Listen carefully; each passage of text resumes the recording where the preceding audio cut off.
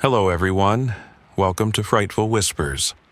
I'm here to guide you into the shadows tonight.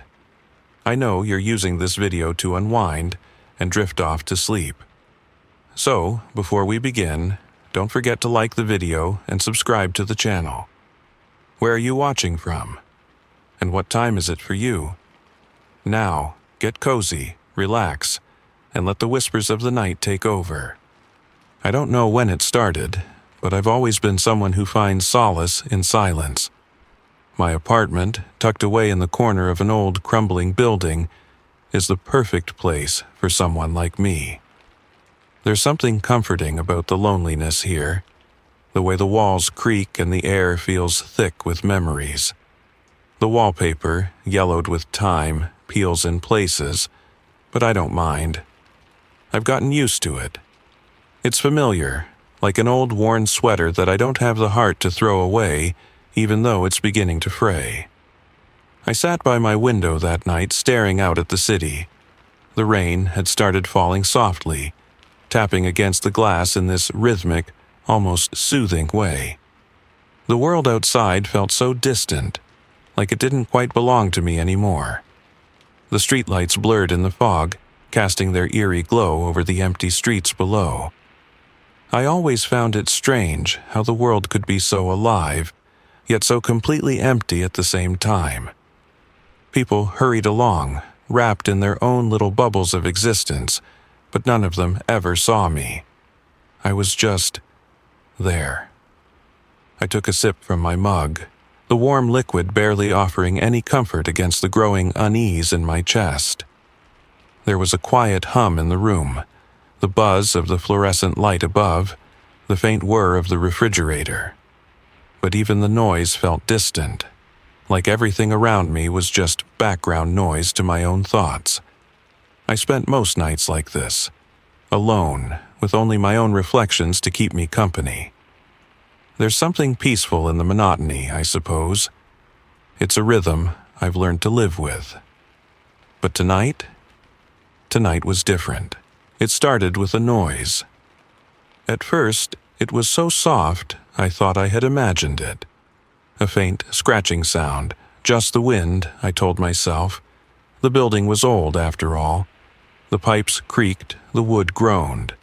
But then it came again, more insistent this time, a dragging sound, something heavy being moved across the floor. I froze. The sound was coming from next door, the apartment that had always been empty. That old abandoned unit, the one no one had ever rented. I had never heard a single sound from that place in the years I'd lived here. Not once. Curiosity piqued, I put down my tea and sat still, listening. The noise persisted, scraping, shuffling, like furniture being dragged across the floor. It was so loud now, I could almost feel the vibrations in my bones.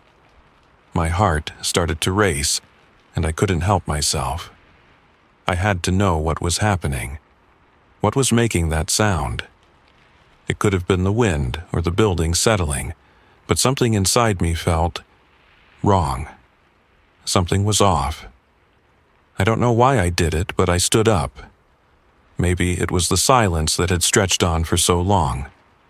Maybe it was that small, nagging voice inside me that said, "You have to know." I grabbed my coat and stepped into the hallway, where the dim light overhead flickered, casting long shadows that seemed to twist and sway with every breath of air. The building felt different at night, more alive somehow. The creaks and groans of the old floorboards beneath my feet were louder, more pronounced. Every footstep echoed in the silence like a countdown. I hesitated in front of the door to the apartment next door. It looked ordinary enough, just a worn, wooden door with a tarnished brass knob. But something about it made my pulse quicken. It was the silence that always surrounded it, the emptiness, the fact that no one had ever lived there. And yet, tonight I could hear it, that unmistakable sound. I knocked. It was soft at first, almost tentative, but no answer came. I knocked again, this time louder, almost desperate. Still, no response. I wasn't sure what I expected. Maybe someone would open the door and look at me with confused eyes. Maybe the sounds would stop, but nothing happened. I turned the doorknob, and to my surprise, it gave way easily. It wasn't locked. The door creaked open, and I stepped inside, immediately hit by the heavy, musty air. The apartment felt different, colder somehow. The silence inside was suffocating. I glanced around, the faint light from the hallway spilling over the dust-covered floors and cracked walls. There was nothing here, no furniture, no decorations, just a cold, empty space that smelled like old wood and forgotten memories. It felt abandoned, forgotten by time itself. But then I heard it again, the dragging sound, louder now, closer. I turned quickly, my heart thumping in my chest. There, at the far end of the room, I saw movement. A figure standing still in the corner. I couldn't breathe. My legs froze, my pulse racing as I watched the figure slowly turn toward me. And then I saw her. The woman. She was me. At least she looked like me. Her face, her hair, everything was exactly the same. But her eyes were empty, hollow, like two black voids staring into me, through me, with a kind of knowing that made my stomach twist. "Who are you?" I whispered, my voice barely a breath. She smiled, but it wasn't a smile I recognized. It was cold, twisted, like she knew something I didn't. "I'm you," she said, her voice echoing strangely in the empty room. But not quite. I am the version of you that never asked questions. The one who never wondered why. The one who never searched for the answers you're looking for. I staggered back, my chest tightening with fear. No, this can't be real. But the woman just watched me, her eyes never leaving mine. She stepped closer, and I felt the air grow colder. "Oh, but it is. Every time you come here, something changes. You change. Just a little at first, and soon you won't even remember what was different. You won't even remember you." Her words sent a chill down my spine. I wanted to run, but my feet wouldn't move. "You've crossed over now," she whispered, her voice like ice. "And soon you'll understand what it means to never question again." And then, nothing. The room closed in around me, the darkness swallowing everything whole. The last thing I felt was the overwhelming pull of something, someone, grabbing hold of me, taking me further into that cold, empty space. And then, I was gone. The morning after felt heavier than any day I could remember. I hadn't slept. How could I? The images from the apartment next door still haunted me, creeping into my mind at every turn. That woman. Me, but not me. I could still see her hollow eyes, that twisted smile, and the way the apartment felt, like it was alive and waiting. I couldn't shake the feeling, the dread that clung to me. I needed answers. Needed to understand why, after all these years of living here, I'd never heard anything from that apartment until now. Why last night everything had changed. I couldn't just ignore it, couldn't push it back. It gnawed at me. And the only person who might know something was the building manager, Mr. Caldwell. I made my way down to the lobby, the air still thick with a sense of unease. Mr. Caldwell was hunched over his desk as usual, a stack of papers in front of him. He didn't seem to notice me approach at first, his eyes glued to the clutter before him, glasses perched at the tip of his nose. The only sound was the soft rustling of paper and the faint hum of the fluorescent light overhead. "Morning, Laura," he muttered without looking up, his voice as dry as ever. "Mr. Caldwell," I said, trying to keep my voice steady. I didn't feel steady, my stomach churned. "I need to ask you something about the apartment next door." His eyes flicked up then, not surprised but resigned, like he had been expecting this. He exhaled a sigh, one that seemed to carry the weight of 1,000 unspoken words. The tension in the room thickened as I waited for him to say something. Anything. "It's been empty for as long as I've worked here," he finally replied, his voice low and distant. "No one's rented it, not ever." He glanced at me briefly, his gaze lingering, before he looked back at the papers on his desk. Something about his tone made my chest tighten. I could feel the words I wanted to say bubbling up inside me, but I held them back, staring at him, trying to make sense of the coldness in his eyes. I pushed on. "But last night I heard something from there," I said, my voice trembling despite myself. It sounded like furniture being dragged, something heavy. I know no one lives there, but I couldn't ignore it. He didn't flinch, not a muscle moved. If anything, he seemed unfazed. His fingers drummed absently on the desk as though he'd heard this all before, as though this was nothing new. "Old buildings make noise," he said dismissively, without even a glance in my direction. "Settling, pipes, whatever, nothing unusual about it. You'll get used to it."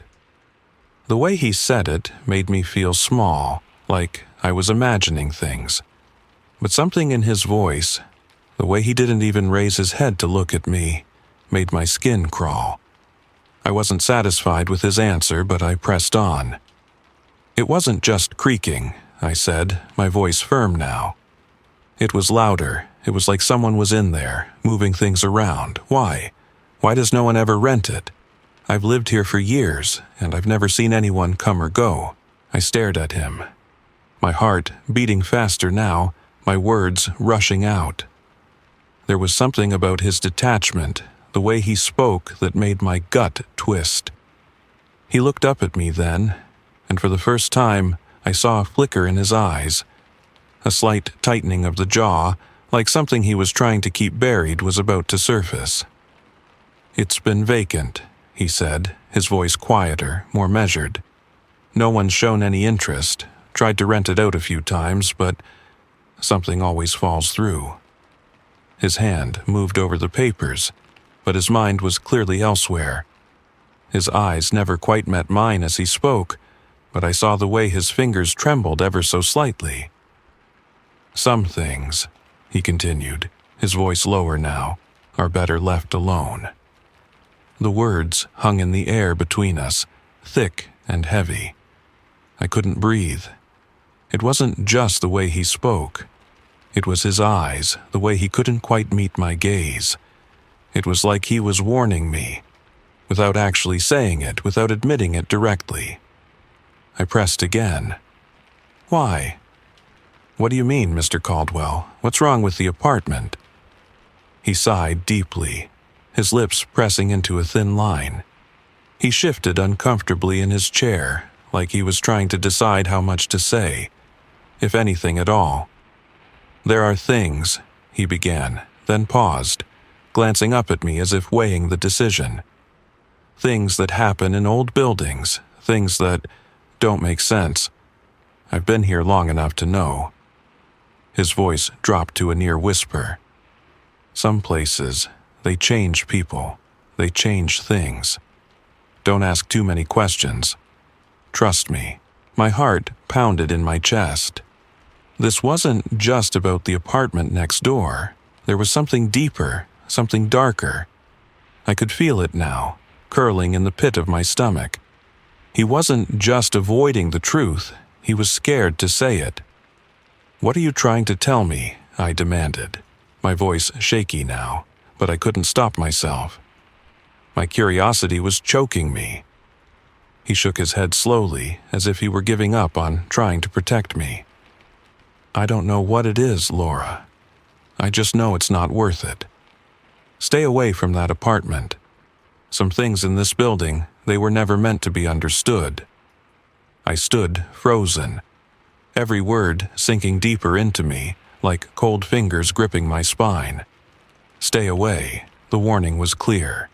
But the moment he said it, a small voice inside me, the one that had been dormant for so long, told me I couldn't. I had to know. The building manager didn't look at me again. His gaze was lost somewhere far beyond me, somewhere I wasn't invited. I turned to leave, but just before I did, I glanced back at him. His face was shadowed now, his eyes distant. "Don't go in there," he said again, his voice barely above a whisper. "Not unless you want to change. Forever." I left the lobby, my footsteps echoing down the hall. The weight of his words pressed down on me, suffocating, like I was carrying something too heavy for my shoulders. I didn't know what he meant, but I felt it now, something darker, something alive within the walls of this building. And I knew I couldn't walk away, not now, not after everything that had happened. I had to know the truth. I just hoped I wasn't already too late. I should have gone to bed earlier, tried to ignore the unease gnawing at me, but something in the air kept me from sleep. It wasn't just the silence that sat heavy in my apartment. It was the waiting. It felt as if the world outside my window was holding its breath. The night had settled in like a thick fog, and I felt trapped in it, surrounded by the muffled hum of the city. It's hard to describe the feeling, but it was as though everything was off. Slightly, imperceptibly, just enough to make me uneasy. I should have just shut my eyes, buried myself under the covers, and forgotten about it. But the night dragged on, and my thoughts were too loud, too restless. My gaze flicked toward the window where raindrops streaked the glass, each one catching the dim glow of the streetlights, illuminating them like tiny glowing veins in the dark. I didn't notice how much time had passed, but when I heard it, that sound, everything around me stopped. At first, it was so faint I thought I'd imagined it. A slight scraping, distant but distinct. It could have been the building settling, I told myself. The walls always creaked, the floorboards groaned. But then it came again, louder this time. A dragging sound, something heavy. The noise made the hairs on the back of my neck stand on end. It was unmistakable. It came from next door. The apartment next to mine had been empty for as long as I'd lived here. No one ever moved in, no one ever left. And yet here it was. Someone was clearly inside, moving things around, dragging something heavy across the floor. My heart began to race. I tried to convince myself it was just the old building's creaks, but something inside me, a nagging feeling, wouldn't let me dismiss it. Someone was there. I sat frozen, listening to the sound grow louder, more distinct. A thud followed by another scraping. I could feel my breath quicken as my pulse throbbed in my throat. The room felt smaller somehow, suffocating. The sound continued, relentless, as though whoever was there didn't care who heard. I wasn't sure what I expected. Maybe a neighbor who had moved in without me noticing. But the thought that I was hearing this in an apartment no one had ever rented sent a cold shiver down my spine. There was no one else in the building, I told myself. I knew that. I'd seen it for years. I had lived here alone, in this forgotten corner of the city, and no one had ever occupied that apartment next door. No one. But tonight, that all changed. The curiosity gripped me harder than my fear. I knew I shouldn't, that I should turn away, that it was better to stay in my own apartment and pretend I hadn't heard anything. But I couldn't. Something in me had to know what was going on. It was like a weight pushing me forward, making my feet move against the unease pooling in my stomach. I threw on my coat and stood in front of the door for a moment, unsure, my hand hovering over the knob. The hallway outside felt darker than usual, and the old flickering light overhead seemed to cast shadows that moved as if alive. Every creak of the floorboards beneath my feet felt too loud, too obvious, as if the building itself were aware of my trespass. I reached the door, the one next to mine, and stopped. My fingers brushed against the tarnished doorknob, cold under my touch. The apartment was always locked. No one had ever needed to open it. But tonight, there was something different about it. Something felt off. My hand shook slightly as I twisted the knob, surprised to find it open. I hesitated, breath caught in my throat, but then, as if compelled by some invisible force, I pushed the door wide. It groaned loudly, the sound reverberating through the hallway, too clear, too invasive in the quiet of the night. I stepped inside, feeling the temperature drop instantly, a coldness settling over me. The air in the apartment was stale, thick with dust and the musty scent of abandonment. My footsteps echoed on the creaky floorboards, louder than I wanted them to be, but there was no turning back now. The room was empty, just as it should have been. No furniture, no signs of life, just an oppressive silence that seemed to stretch on forever. The walls were faded and cracked, the floor covered in dust. It looked like nothing had changed here for years. Nothing. But then I heard it again, the scraping, closer this time, louder. I froze, my breath catching in my throat as I turned slowly toward the sound. My body felt like it was rooted to the spot, my chest tightening with dread. I saw the figure in the corner of the room before I even realized it was there. At first, I thought my eyes were playing tricks on me. But no, she was there, standing so still in the far corner of the apartment, her back to me. Her form was indistinct, cloaked in shadow, but I could tell, I knew, it was her, me. It was me, but it wasn't. My heart slammed in my chest as I watched her turn slowly toward me. Her face, my face, pale, almost ghostly. Her eyes were empty, two black pits where light and warmth should have been. There was no expression on her face, just that cold, hollow stare that seemed to pierce through me. I took a step back, the fear clawing at my throat, choking me. I tried to speak, but the words wouldn't come out. My mouth felt dry, my whole body rigid. It smiled. The smile wasn't mine, it was twisted, hollow. The edges of her mouth pulled back into a grin that made my stomach churn. I took another step back, my heart racing, but she didn't move. She just stood there, smiling at me with that dreadful, knowing look. "I'm you," she said, her voice low and chilling, like a whisper that cut through the air. But not quite.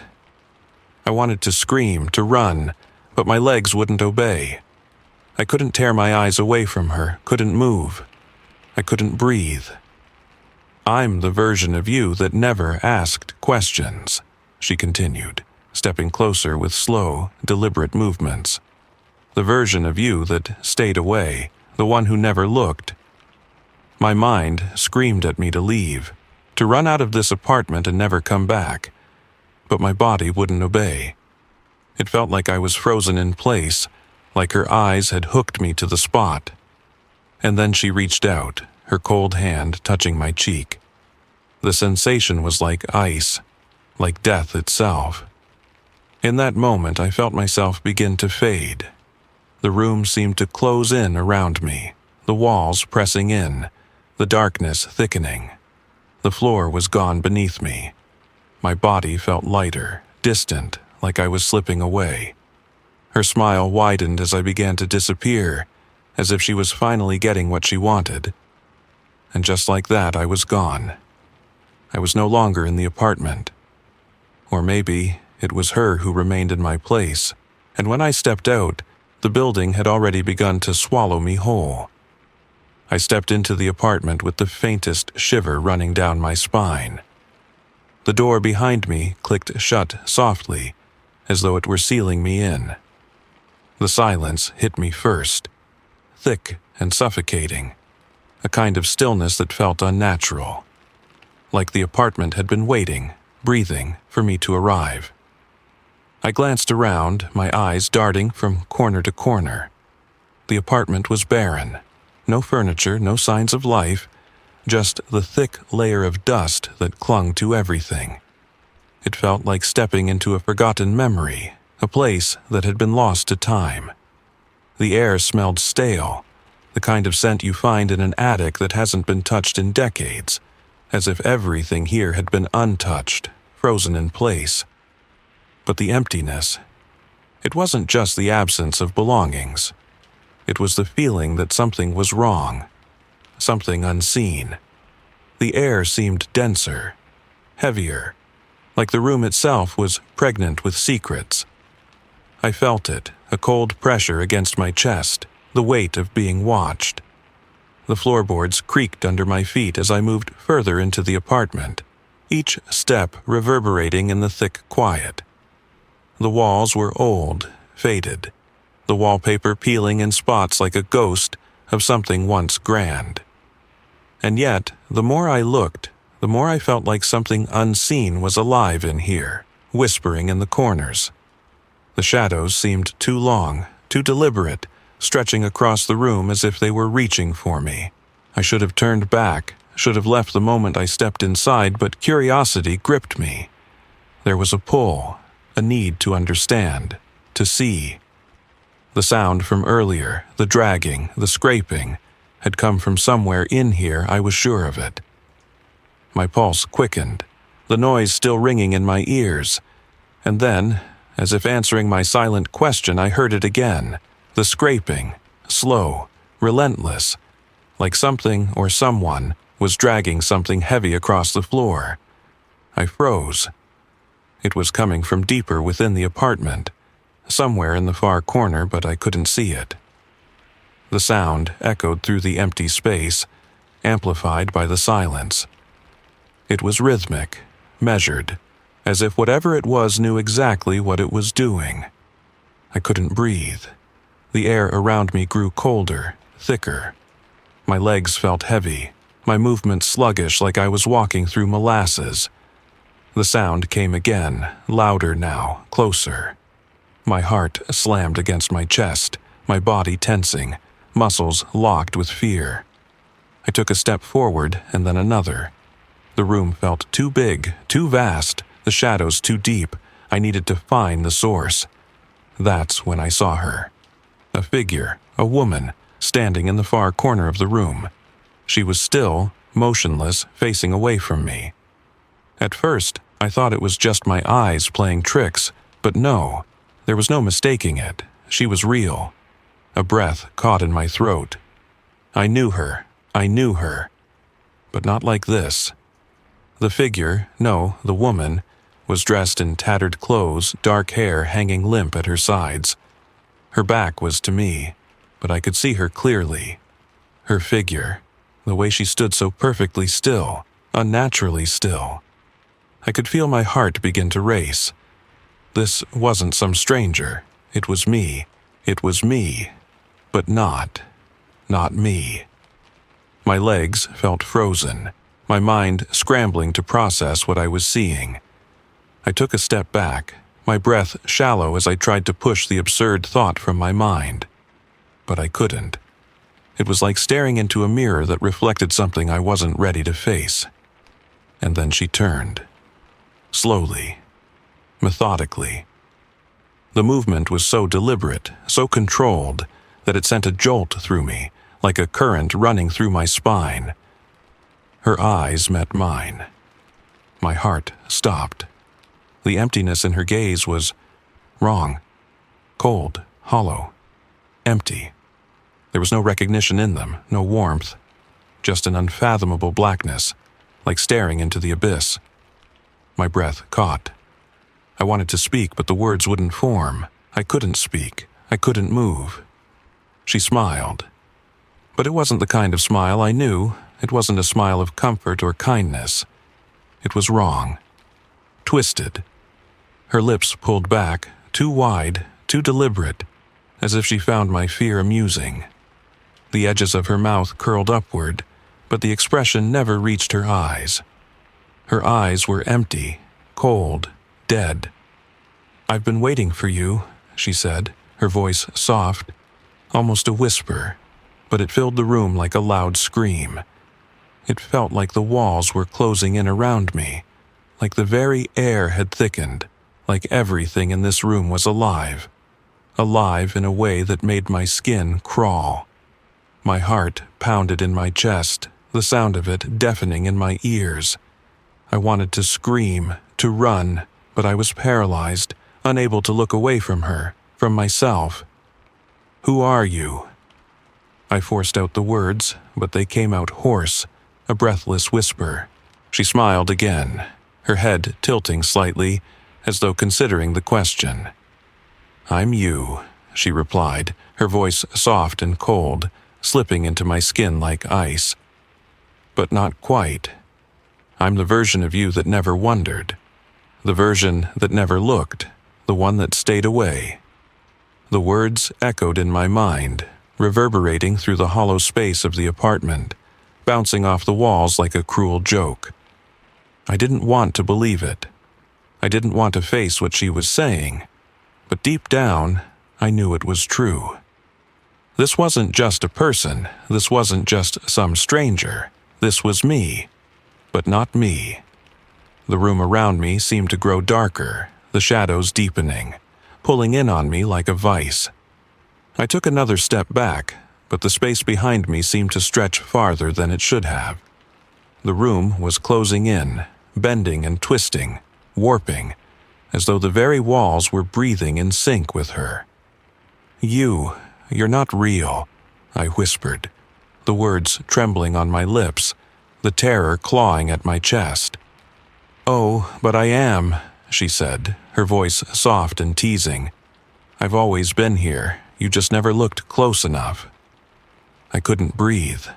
The pressure in the room, the weight of the silence, the eyes that stared at me with nothing. It was too much. I backed away again, but the room felt like it was getting smaller. The shadows grew longer, darker. The air felt thick, as though it was closing in on me, squeezing the life out of me. And then, she took a step forward. Her eyes never left mine. "Now," she whispered, "you'll understand." I wanted to scream, to run, to escape, but my body wouldn't obey. My legs were frozen. The shadows in the room were moving now, reaching for me. The walls, the floor, the very air seemed to bend and warp around me. And then, nothing. The light flickered, and the world around me went dark. I felt myself slip away, and when the darkness consumed me, I knew. I was never leaving this place. Not the way I came in, not anymore. The moment she turned toward me, it was as if the air itself had thickened. My breath caught in my throat, my heart slammed against my chest, and the room, it seemed to stretch. The silence between us was suffocating, like something was waiting, watching.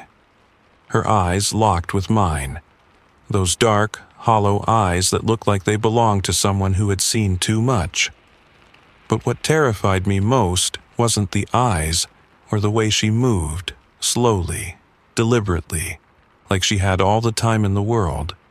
It was the knowing. She wasn't just looking at me, she was studying me, as if she had been waiting for this moment. My skin crawled as I took a step back, but she didn't flinch. She didn't even move. She just stood there, facing me with that same haunting smile. The smile I knew, the one I had seen in my own reflection every morning. But this time, it wasn't me smiling. "I've been waiting for you," she said, her voice so soft, it was almost like she was speaking to herself. But the words were for me. I couldn't move. My legs felt like lead, my breath coming in shallow gasps as I stood frozen in place. What was happening? Why did she look like me, but not me? Why did she feel like me? Yet everything in her presence screamed that she wasn't. I opened my mouth to speak, but nothing came out at first. My mind was racing, my thoughts swirling around like a storm I couldn't control. "Who are you?" I finally managed to whisper, my voice shaky, hoarse. The words felt foreign to my own ears. I couldn't understand them, couldn't understand what I was seeing. This thing, this woman, couldn't be me. It couldn't. She tilted her head slightly, that cold smile never leaving her face. It was like she knew what I was feeling, as if she had felt this before. She stepped forward, and my body stiffened, my heartbeat thumping in my ears. "I'm you," she said, the words so casually spoken, but they hit me like a thunderclap. But not quite. The air around us grew colder. I could feel it. It wasn't just the temperature, it was something deeper. A shift. Something in the room that wasn't supposed to be there. The shadows on the walls seemed to lengthen, stretching unnaturally as if they were reaching for me. I wanted to back away, but my feet were glued to the floor, my body unable to obey the frantic commands I was sending to it. She smiled wider now, her lips curling in a way that made my stomach twist. The more she spoke, the more I felt myself unraveling. The room around me felt too big, too empty, and at the same time, it was closing in, pressing against me. I was suffocating in it. "You've always asked the questions, haven't you?" she continued, her voice cold, distant. "Always looking for the answers.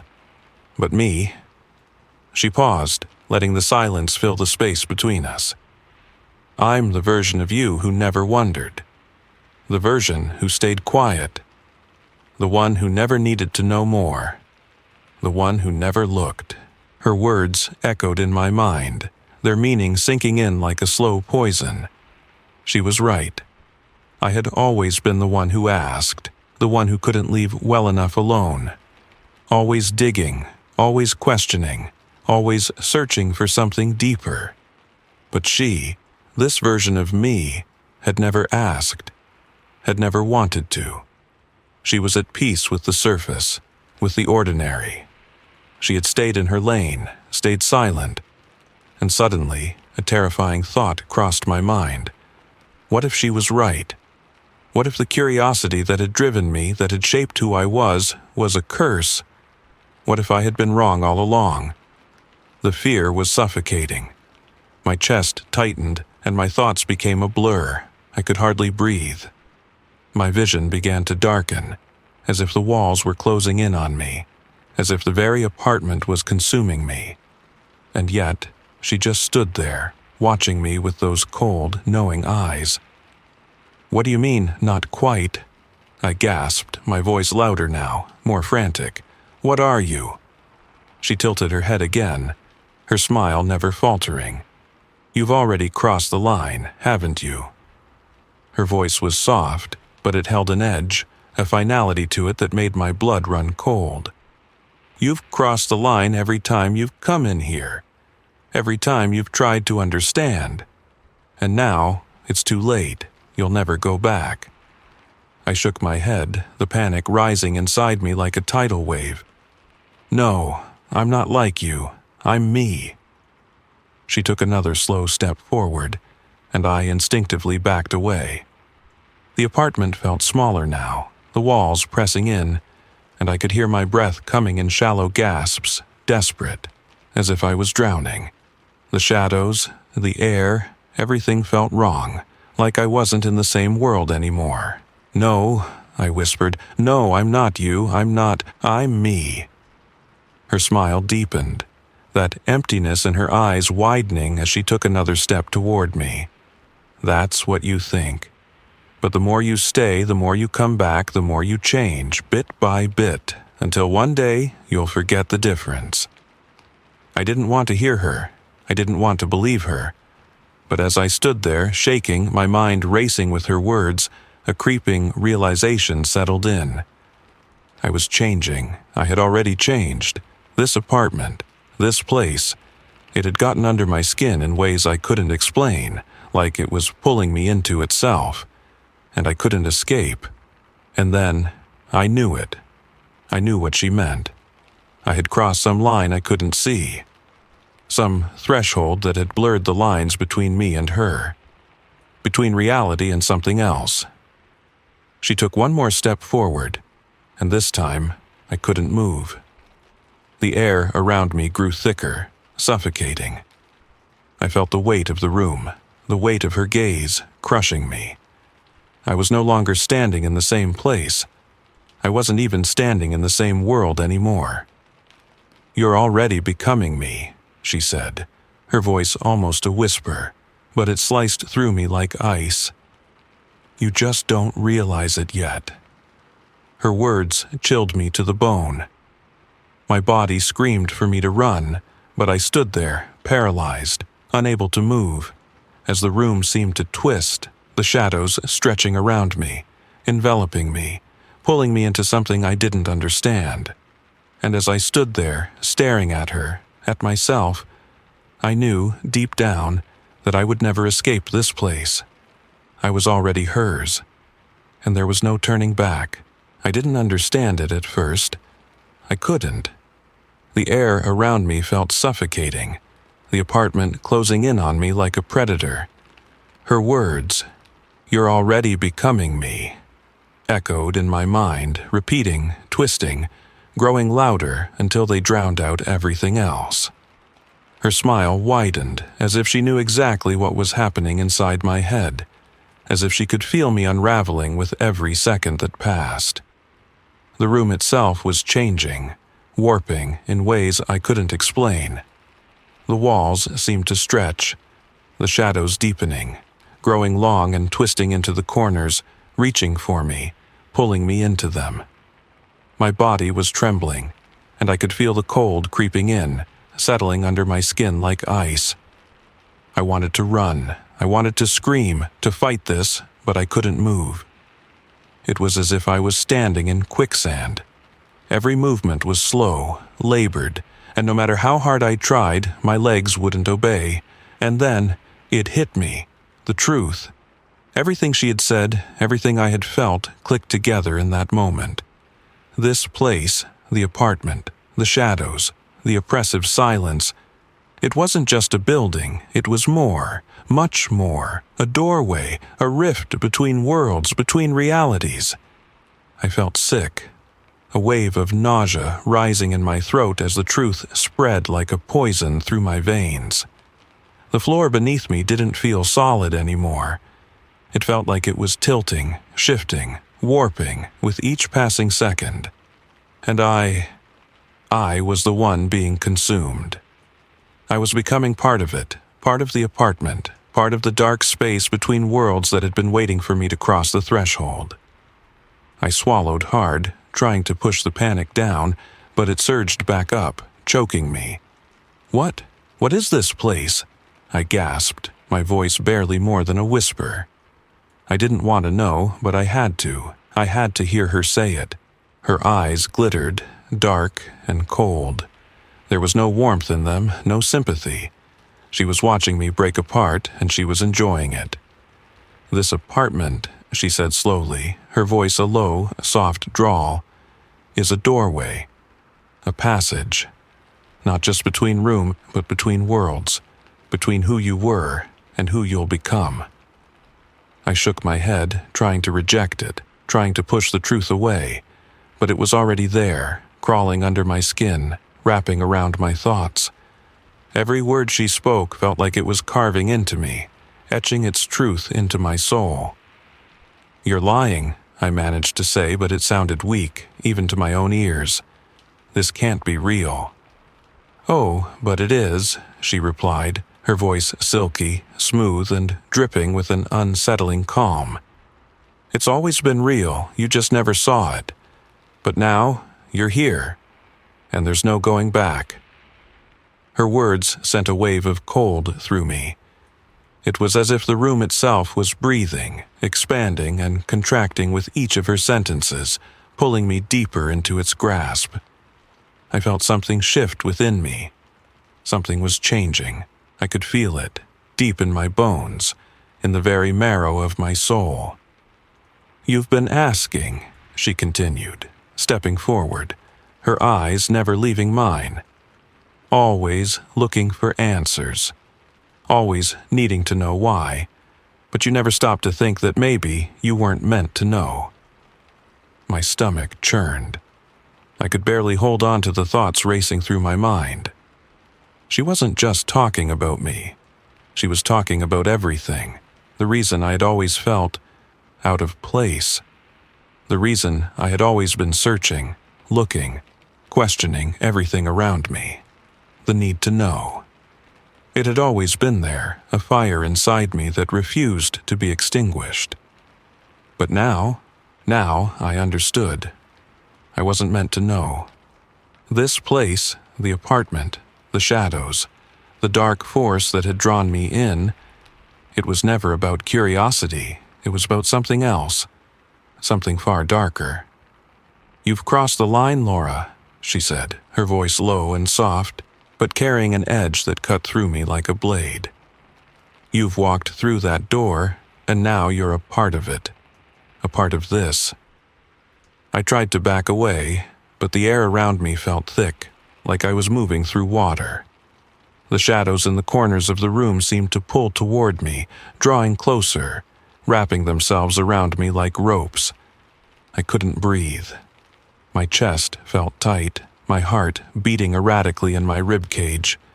"No," I whispered, my voice barely audible over the thudding of my heart. "I'm not like you. I'm me." She laughed softly, a sound that sent chills down my spine. "No, you're becoming me, just like everyone else who's ever stepped into this place. You think you're still you, but you're not. You're already changing. And soon, you won't even remember who you were. You'll just be part of the apartment, a piece of it, just like me." Her words crashed over me, pulling me deeper into the darkness. I could feel it now, the shift within me. The change was happening, slow and insidious, like the slow pull of the tides. I wasn't who I had been anymore. And in that moment I realized I had never been meant to walk out of this apartment unchanged. "You're already part of the puzzle now," she said, her voice like velvet, smooth and dangerous. "Just like the others before you. The ones who came looking for answers, only to lose themselves, to be forgotten, to become part of this." A sharp pain shot through my chest, and I gasped, clutching my heart. The room was spinning. The walls were closing in, the shadows stretching, reaching for me, pulling me closer to the center of this nightmare. The floor beneath me felt unstable, like it was shifting beneath my feet. I felt myself begin to sway, my body weakening, my thoughts growing foggy. The truth was unbearable. The weight of it crushed me. I wasn't just in an apartment anymore. I wasn't just a woman in an old building. I was part of the darkness now, and there was no escape. Her face was the last thing I saw before everything went black, the twisted version of me, smiling that knowing, cruel smile. The smile that told me everything I had feared. I was already gone, and there was no going back. I don't know when it happened. One moment, I was standing there, frozen in fear, my heart racing as she, my parallel self, smiled at me with that empty, hollow grin. And the next, everything around me began to shift, as if the entire apartment was breathing.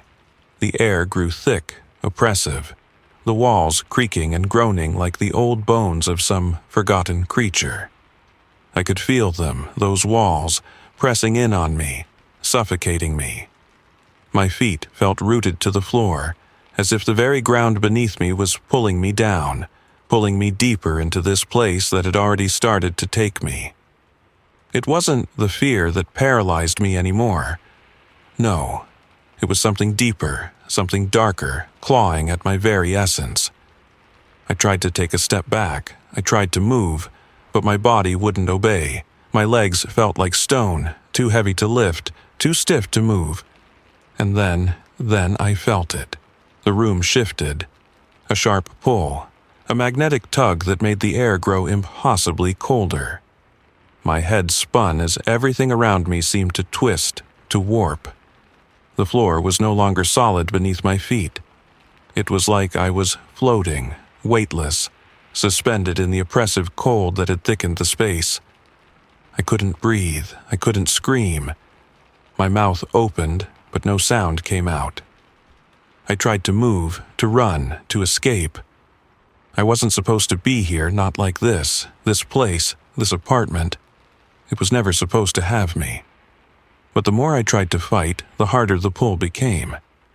The ground shifted beneath me, the walls stretched, the shadows crept toward me, reaching, pulling me into the black void that seemed to open up around me. And then, like a trap snapping shut, I was gone. I don't know how long it was. Time seemed to lose all meaning as the apartment disappeared, replaced by nothing but an overwhelming sense of being swallowed whole. Everything I had known, everything I was, seemed to fade away, leaving only the chill and the quiet. When I opened my eyes, everything was still. I didn't know where I was. I didn't know who I was. The room, the apartment, was gone. There was no shadowy figure standing before me, no cold, twisting smile. It was empty, silent. The walls were now unrecognizable, warped and stretched in ways I couldn't explain. The air was thick with a suffocating stillness that made it hard to breathe, like the weight of the place was pressing against my chest. I looked down at my hands, expecting them to be the same, my hands. But they weren't. They felt wrong. Office. I didn't recognize them. I didn't recognize myself. I stumbled forward, my legs shaky beneath me, my mind reeling with panic, trying to understand what had just happened, trying to cling to any semblance of reality. But I couldn't find it. The space around me stretched in ways I couldn't fathom, the shadows twisting unnaturally, as if they were alive, pulling me deeper into this place that no longer felt like the world I knew. And that's when I understood. I wasn't just in a different place. I was different. I didn't know how, but I could feel it. The change inside me. The apartment had taken something from me, something that wasn't just physical. It had gotten under my skin, twisted me into something else. I wasn't the person who had walked through that door, not anymore. I took another shaky step forward, my breath coming fast, too fast. I needed to leave. I needed to get out of this nightmare. But every step I took felt like it was leading me deeper into it. The walls pressed in on me. The darkness felt suffocating, and the weight of the place was crushing. I looked around frantically, trying to make sense of it, but it was too much. I couldn't escape it. There was nowhere to go. That's when I heard it. A whisper, so soft, so faint. I almost didn't hear it at first, but it grew louder, clearer, as if someone, something, was calling me. Come closer. The words slid through my mind like ice, like a voice that wasn't mine, but felt so familiar. The shadows around me seemed to stir, as if they were alive, waiting for me to listen. I turned toward the sound, my body moving before my mind had a chance to catch up. The whisper echoed again, louder this time, pulling me in. And without thinking, without hesitation, I took one step forward, then another. The darkness enveloped me, and I disappeared. Not in the way I had feared, not in the way I had expected. I just wasn't. When I opened my eyes again, I was in the same place, the same apartment. But it wasn't mine anymore. It didn't belong to me. It had claimed me. And just like the others, just like the ones before me, I had been swallowed whole. The apartment had taken me in, and now I would never leave. Not as I was. Not ever again. I was lost to this place, and it was never going to let me go. I wasn't sure what I was expecting when I walked down to the lobby the next morning, but it wasn't this. The building felt different, quieter, colder, like it was holding its breath, waiting for something to happen. I didn't know why I was drawn to the manager's office. Maybe I thought he could explain things, make it all make sense. Maybe I just needed to hear the words, to know that what I'd experienced wasn't real, or that there was some kind of logical explanation. But as soon as I saw him sitting behind his desk, I realized I was wrong. I couldn't shake the feeling that I was stepping into something darker than I had anticipated. The building manager, Mr. Caldwell, was exactly where I'd left him the night before, sitting hunched over a pile of paperwork, his glasses perched at the tip of his nose as usual. But today, his eyes didn't have their usual detached look. There was something else there, a heaviness, a warning. When I walked in, he didn't even glance up at first. It was like he already knew I was coming, like he had been waiting for this moment. I stood there for a second, unsure of how to approach him. Everything felt off. The air was thick, heavy with the weight of something. Something I couldn't name, but I could feel it, pressing down on my chest. "Morning, Laura," he finally said, his voice low, tired. "I knew you'd be here." His words hit me in a strange way. It was as if he already understood what I was about to ask, as if he had seen this moment coming from miles away. My hands were shaking as I approached the desk, trying to steady myself.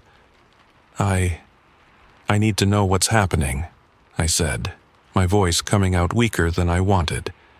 "I need to know why that apartment is so wrong." Mr. Caldwell didn't respond immediately. He just stared at me for a long moment, his fingers tapping absent-mindedly on the desk. The air felt thick, as if we were both standing in the middle of a storm, waiting for the first crack of thunder. "You shouldn't have gone in there," he said finally, his voice low and almost defeated. "You shouldn't have looked. It's too late now." The words hit me like a punch in the gut, but I couldn't stop myself from pushing forward. "What is it? What's really in that apartment?" "I heard things, Mr. Caldwell. I heard noises.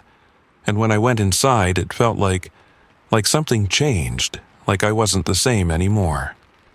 He leaned back in his chair, rubbing his eyes as if he were trying to find the words, struggling with something he didn't want to admit. It was like he knew something so horrifying, so unspeakable, that he couldn't bear to say it out loud. But I could see the fear in his eyes. I could feel it, in the way his gaze flickered toward the door, like he wanted to run, but there was no escape. "It's not just an apartment, Laura," he said slowly, as if weighing every word. "It's a place where things are twisted. It's not just bricks and wood, it's something older than that. It changes people. It doesn't just make them disappear, it becomes them." I felt the blood drain from my face as his words sank in. My heart raced. "What do you mean, becomes them?" His hands trembled as he folded them in front of him, looking down at his desk. "There are things in this building, things that you shouldn't mess with, things that feed off of curiosity. The apartment next door, it's a doorway, a gateway, if you will. People come here, searching for answers, and they get more than they bargained for." I felt the air grow colder around me, a chill that crawled up my spine and gripped my shoulders like icy fingers. I couldn't breathe. A doorway? A gateway to what?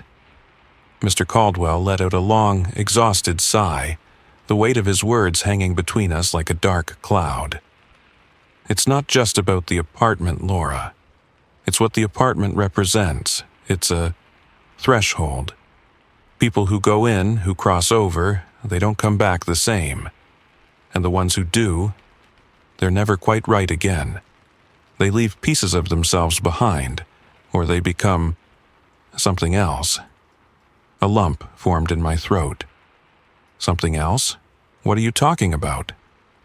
He leaned forward, his voice dropping to a near whisper. "It takes parts of them, bits and pieces, like a puzzle, you know? A piece here, a piece there, until they're nothing but fragments, lost to time, lost to it. And the more you interact with that place, the more you change. You can't see it happening at first, but you will. You'll feel it. And when you try to leave, you won't even remember why you wanted to." I took a step back, my breath caught in my throat. "No, No, that can't be true. I'm still me. I'm still Laura. I'm not one of them. Mr. Caldwell's gaze softened, but there was something sad in his eyes. You think you're the same, but you're already changing, Laura. The more you try to understand, the more you lose yourself. You're already part of it now. The apartment has taken you and it won't let you go. His words hit me like a stone, sinking deep into my chest. I wanted to deny it. I wanted to scream at him, to tell him he was wrong, but deep down, I could feel it. The weight of what he was saying, like it was pressing against my ribs, suffocating me. Am I one of them? I whispered, my voice barely audible, trembling with the realization that I already knew the answer. Mr. Caldwell didn't answer immediately. He just stared at me, as if the truth was too much for him to bear. And then he nodded, slowly, his eyes filled with a sorrow I couldn't understand. You've crossed the line. You're not just a visitor anymore. The apartment, it's in you now. I staggered back, my head spinning. The ground felt unsteady beneath me, and I had to grip the back of a chair to steady myself. The walls of the lobby seemed to close in around me, the shadows deepening, the air growing colder. I wanted to escape, I needed to run, but I knew deep down that it was too late. You're part of it now, Laura, Mr. Caldwell said quietly, his voice barely a whisper. And you'll never be able to leave. Not truly, not the way you were. The weight of his words sank in, and I felt the last remnants of my old life slip away, swallowed by the darkness that had already claimed me. And there, in that moment, I understood. The building had won, and there was no going back. Thank you for venturing into the shadows with me here at Frightful Whispers. Remember, the darkness holds secrets, but also whispers truths to those who dare to listen. If tonight's tale sent shivers down your spine, be sure to like, share, and subscribe. It helps keep the fire of fright alive. Rest easy, but keep one eye open, for the night is never truly still. Until we meet again, stay vigilant, stay curious, and let the whispers guide you.